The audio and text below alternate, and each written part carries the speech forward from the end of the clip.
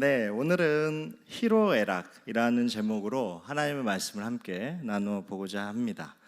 희로애락 말 그대로 기쁘고 노엽고 슬프고 즐겁다라는 말입니다.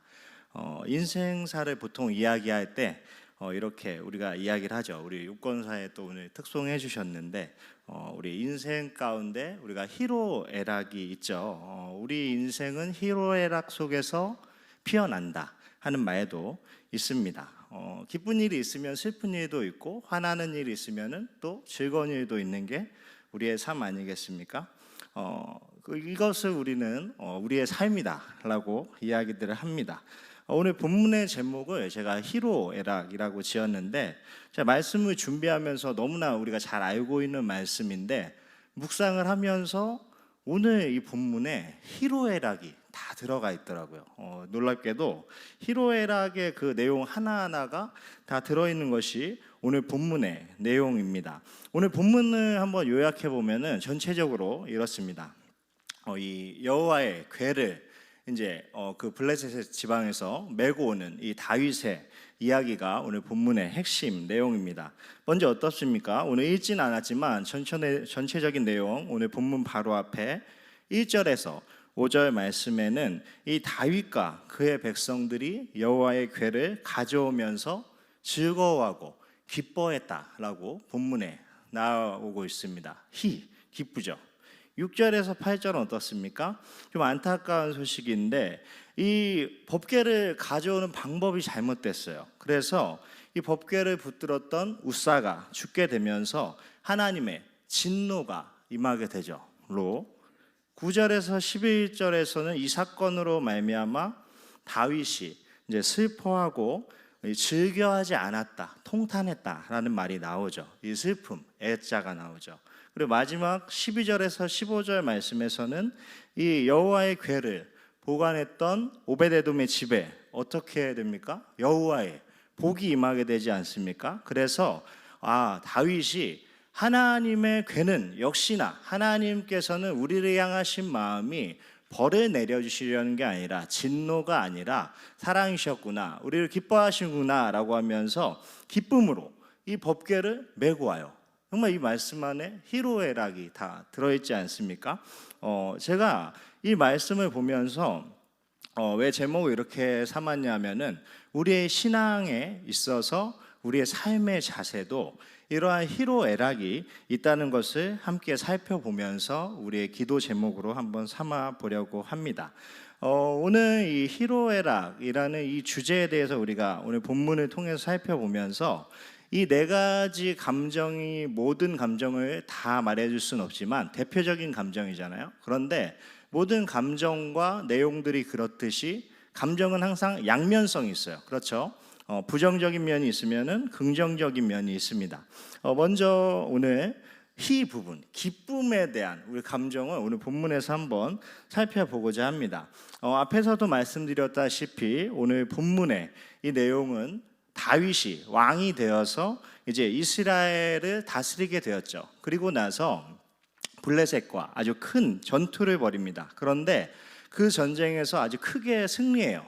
그리고 나서 이 다윗이 시온 산성을 점령한 후에 이곳이 다윗성이다, 내가 앞으로 이곳에서 하나님을 섬길 것이고 이곳을 중심으로 이 나라를 세워갈 것이다 라고 이야기를 하고 있죠. 그래서 다윗성이라고 명명한 후에 이 법궤를 가지고 오면서 아주 기뻐합니다. 사무엘하 6장 1절에서 5절 오늘 읽진 않았지만 여기 본문에 보면은 다윗이 모든 사람과 더불어서 바알 레유다로 가서 이 법궤를 메고 왔다라고 이야기를 하는데 3절에서 5절의 말씀은 이 법궤를 어떻게 메고 왔나에 대한 내용도 함께 들어 있습니다.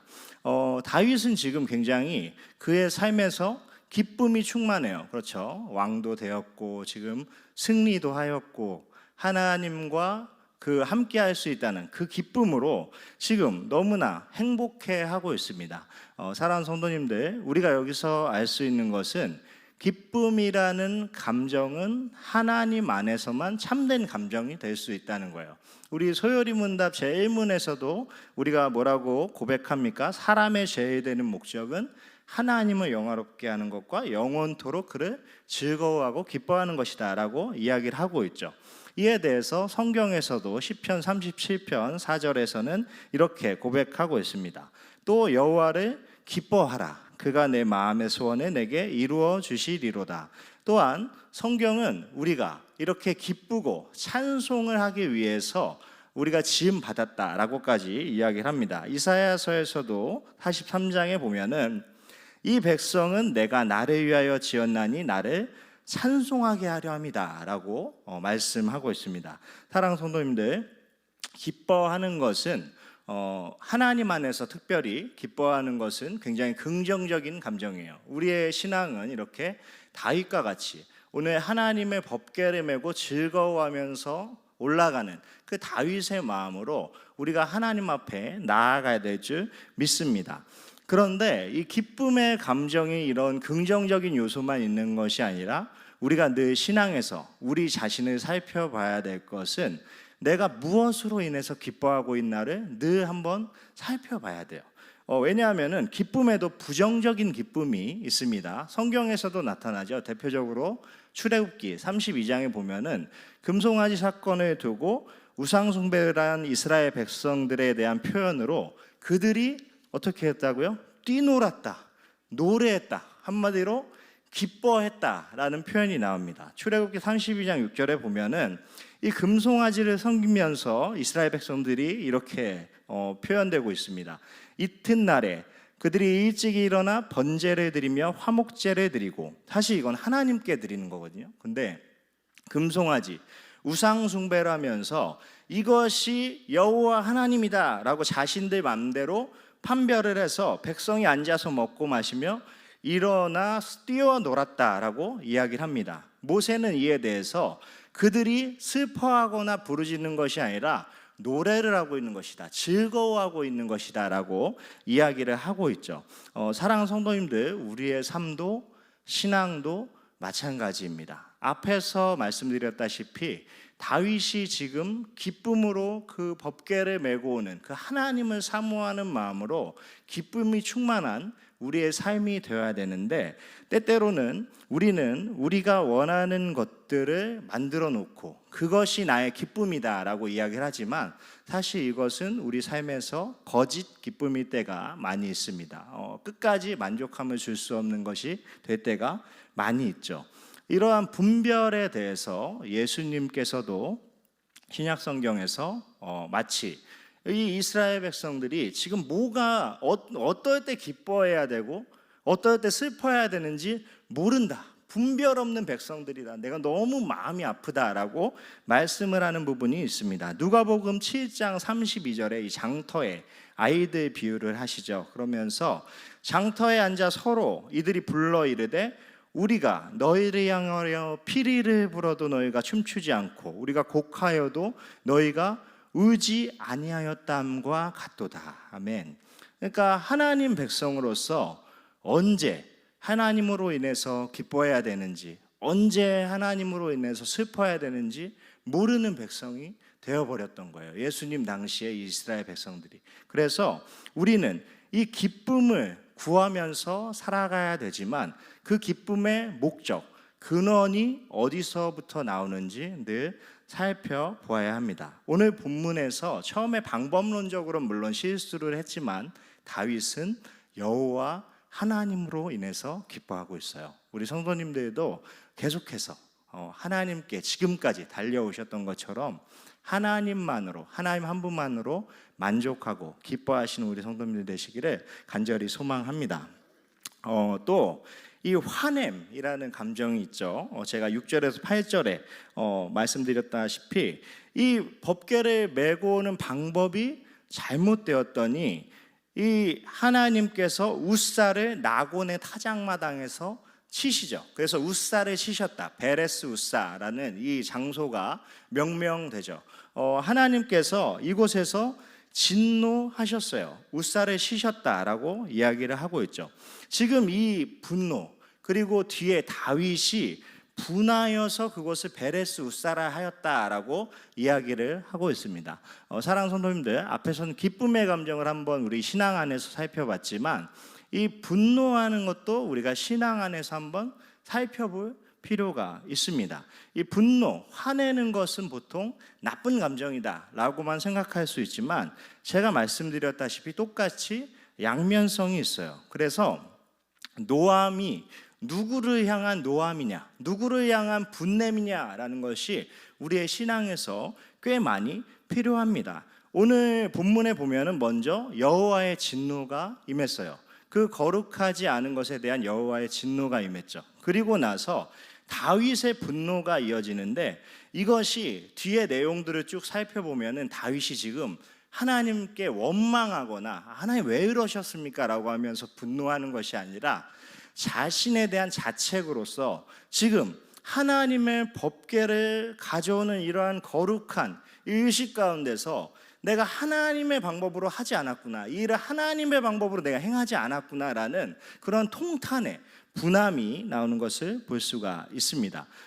이 신명기 10장에도 나오다시피 또 역대상 15장 15절에서도 언급하다시피 우리 성도님들 다 아시다시피 여호와의 궤는 레위인의 그 제사장들이 어깨에 메고 와야 됐어요. 그런데 하나님의 방법을 간과했던 이 이스라엘 백성과 다윗은 다른 방법으로 이 하나님의 궤를 가져오다가 하나님의 진노를 당하게 됩니다.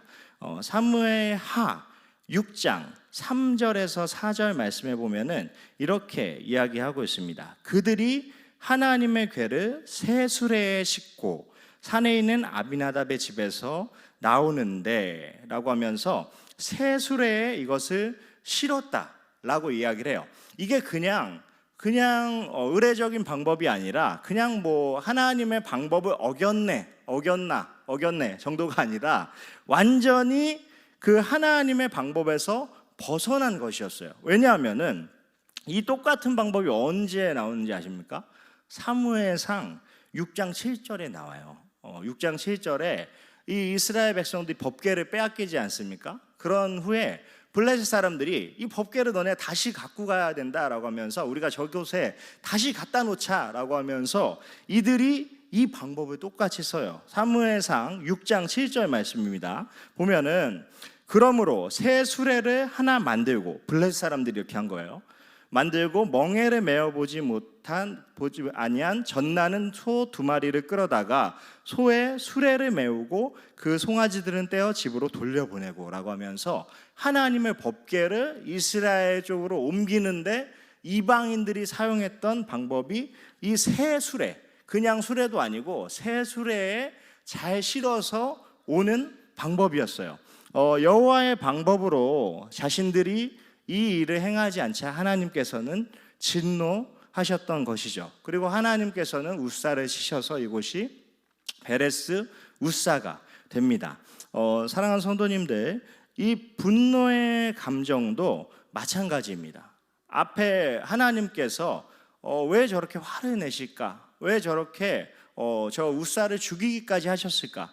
또 다윗은 왜 그냥 왕이면은 그 정도 뭐 괜찮지, 왜 저렇게 스스로 통탄을 하고 있을까라고 여길 수 있지만 이러한 거룩한 분노가 정말 의분이 우리 안에, 우리 신앙에서 우리 자신에게 다른 외부를 향한 그러한 의분이 첫째가 되기보다 내 자신을 향한 의분이 있어야 돼요. 내가 하나님 앞에 올바로 서 있나? 내가 하나님 앞에 정말 간절히 하나님을 찾나 하는 내 스스로의 나를 향한 의분이 있어야 되는 것이죠. 다윗처럼요. 근데 하나님께서는 이러한 분노에 대해서 이렇게 긍정적으로 말하시기도 하지만 때때로 신약 성경에 보면은 또 분을 내지 말라라고도 말씀을 하십니다. 이것도 이중적인 면이 있는 거예요. 그렇기 때문에 우리의 신앙생활에서는 어디서 우리가 화를 내야 되고 어디서 의분을 품어야 되는지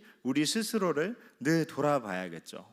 우리가 엄한 것에 분노하거나 화내는 것이 아니라 하나님으로 인해서 하나님의 그 방법과 뜻 가운데 내가 서 있고 내가 세상 가운데 그러한 영향력을 내 삶 가운데 발휘하고 있나라는 것에 대한 의분이 우리의 삶에 있어야 되는 것이겠죠. 또 오늘 본문에서 살펴볼 수 있는 마음은 슬퍼하는 마음이에요. 애통하는 마음이에요. 이 정말 애지중지하는 그러한 마음이죠. 오늘 본문 6장 9절에서 11절에 보면은 이러한 슬픔, 통탄하는 마음이 이 구구절절이 느껴져요. 다윗이 그날에 9절에 보면은 여호와를 두려워하여 이르되 여호와의 궤가 어찌 내게로 오리오 하고 다윗이 여호와의 궤를 옮겨 다윗성 자기에게로 메어가기를 즐겨하지 아니하였다. 이게 슬퍼했다는 거거든요.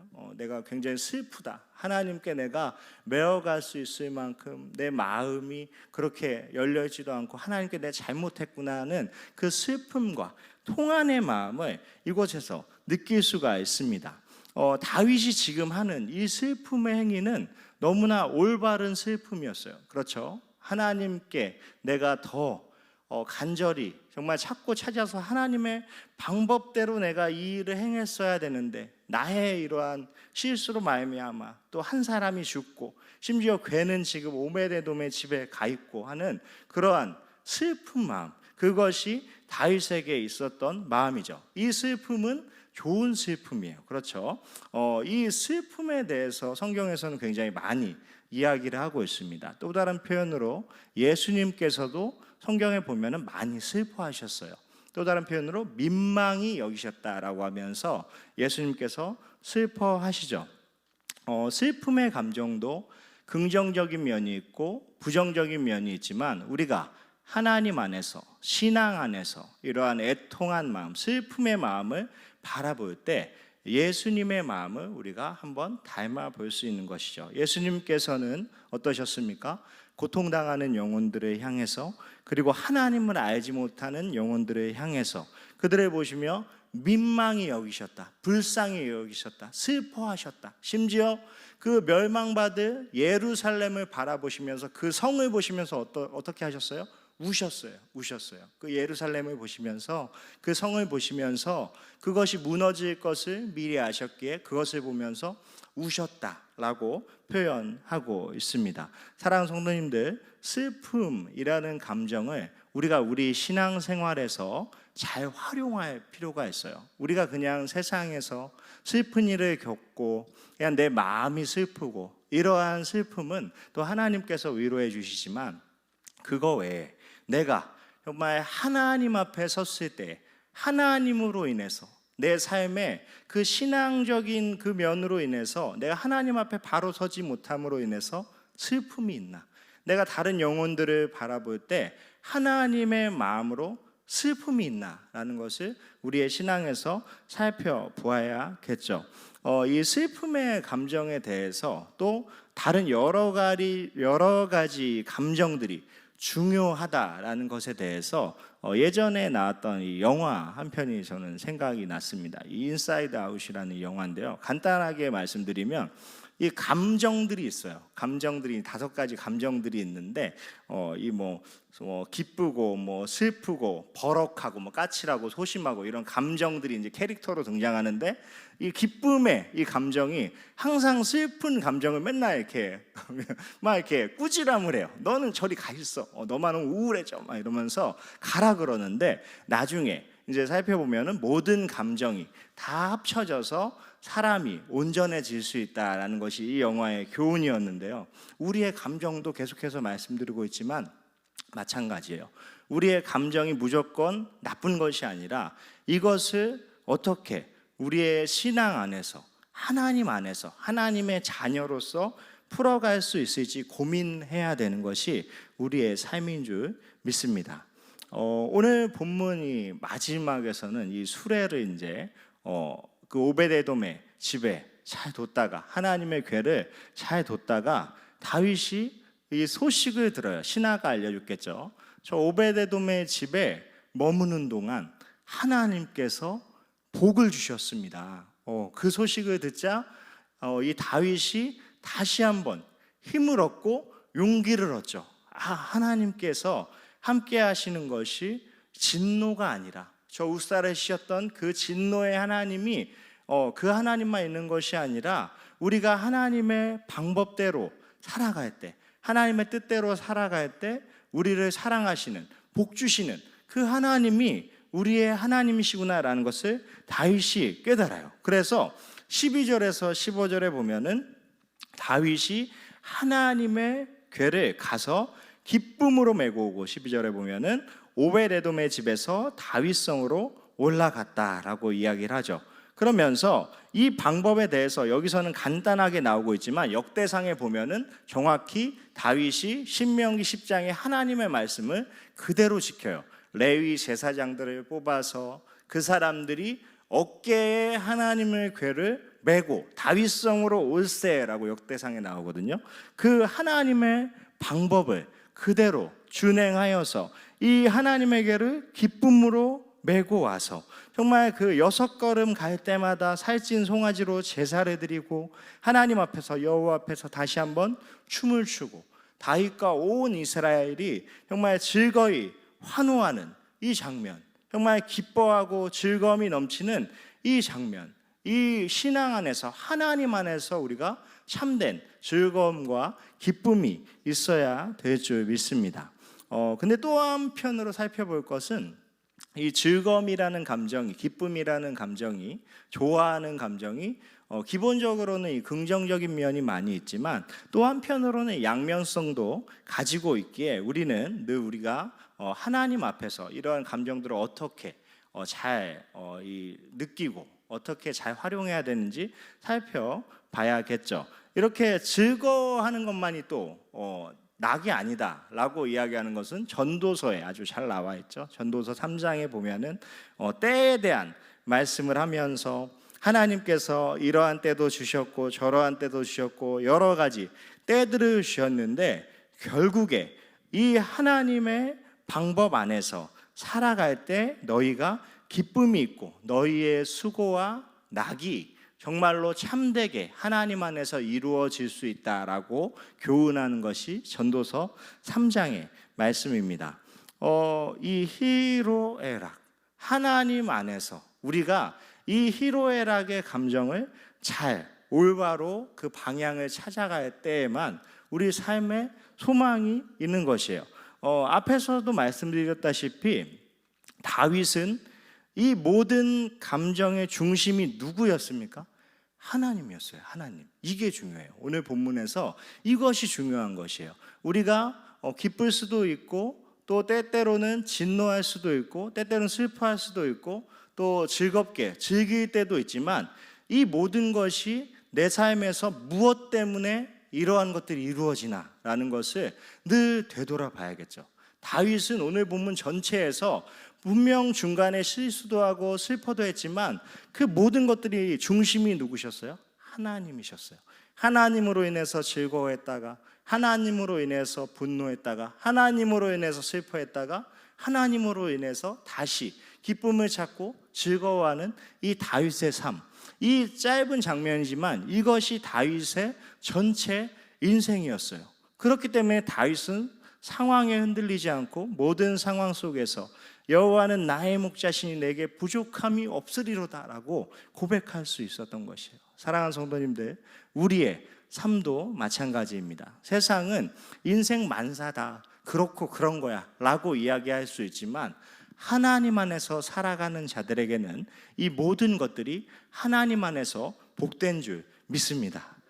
더 이상 하나님의 이러한 마음을 우리가 오해하지 않고 하나님의 자녀들로서 살아가야겠죠. 이 하나님의 마음을, 이러한 우리를 향하신 마음을 우리가 오해하게 될 때 우리가 하나님께 중심을 두지 않고 다른 곳에서 우리의 만족을 찾게 되고 기쁨을 찾게 되는 것입니다. 지금은 이제 많이 유명해지셔서 일반 방송이나 기업체에 많이 나오시는데요. 강의하신 김지윤 소장님이라는 이 분이 있습니다. 이 크리스천 연애 코칭으로 굉장히 유명하세요. 그런데 이 김지윤 소장님에 대한 이 말이 우리의 신앙에서도 우리가 하나님을 우리의 뜻대로, 우리의 방법대로 꾸며놓고 우리의 감정에 맞게 하나님을 조절하고 있지는 않나? 우리 스스로 한번 돌아보셨으면 좋겠습니다. 하나님은 하나님 그대로, 성경에 나오는 그대로 우리가 이 희로애락의 감정을 가지고 나아가야 될 뿐이에요. 그냥 하나님께서 나의 마음에 맞춰주세요가 아니라 우리가 하나님으로 인해서 기뻐하고 슬퍼하기도 하고 분노하기도 하고 즐거워하기도 해야 되는 것이죠. 이 김지윤 소장님께서 이런 말을 했어요. 이 결혼과 연애를 꿈꾸는 청년들을 만나서 어떤 형제 자매들을 만날 때 이런 말씀을 하십니다. 형제 자매, 어떤 형제 자매 만나기 원해요? 그렇게 이야기하면은 이제 교회를 다니니까 청년들이 이야기한다고 합니다. 처음 서두는 신앙이 우선이고요 라고 이 서두를 이야기를 한대요. 그런데 자매는요, 그러면은 크게 바라진 않아요. 그냥 평범하게 키는 한 175, 78 정도 넘었으면 좋겠고요. 피부가 나쁘면 좀 호감이 안 생길 것 같아요. 그리고 자녀들도 양육하고 가정을 꾸리려면 연봉도 어느 정도 되어야 될 것 같고요.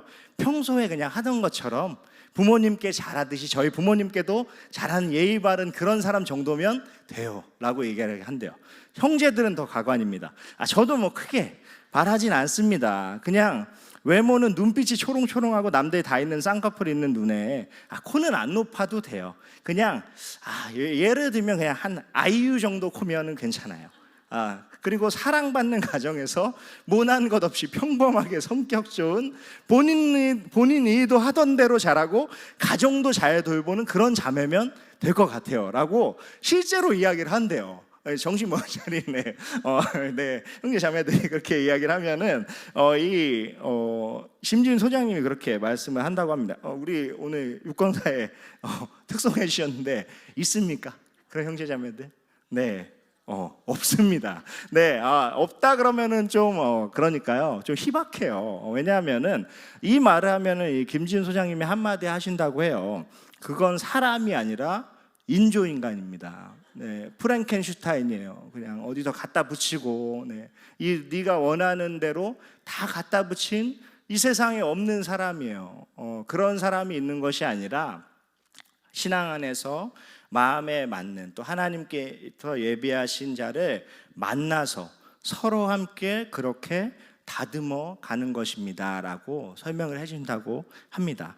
사랑하는 성도님들, 제가 왜 이 말씀을 드리냐면은 앞에서 우리가 제가 말씀을 나눴다시피 이 희로애락이라는 이 우리의 신앙생활에 있는 이 감정, 우리의 인생과 삶에 있는 이러한 모습 가운데서 이 모든 것들을 나에게 맞추는 것이 아니라 이 모든 것을 하나님께로 향하고 하나님 안에서 내 삶이 이러한 것들을 어떻게 내 삶에서 구성해 나가고 더 하나님께 나아갈까 하는 그러한 고민들이 우리 삶에 있어야 된다는 것이죠. 사랑하는 성도님들, 내 삶에 어떤 하나님이 자리 잡고 계신가요?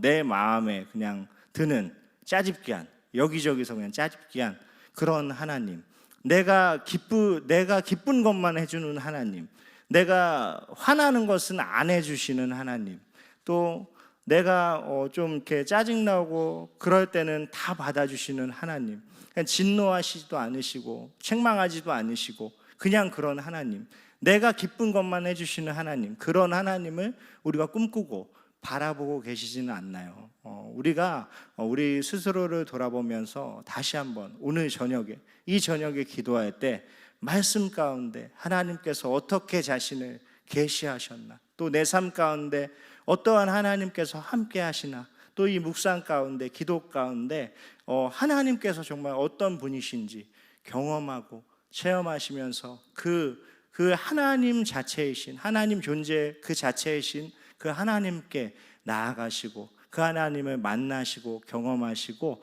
우리 삶 가운데 나아가시는 우리 모든 성도님들 되시기를 간절히 소망합니다.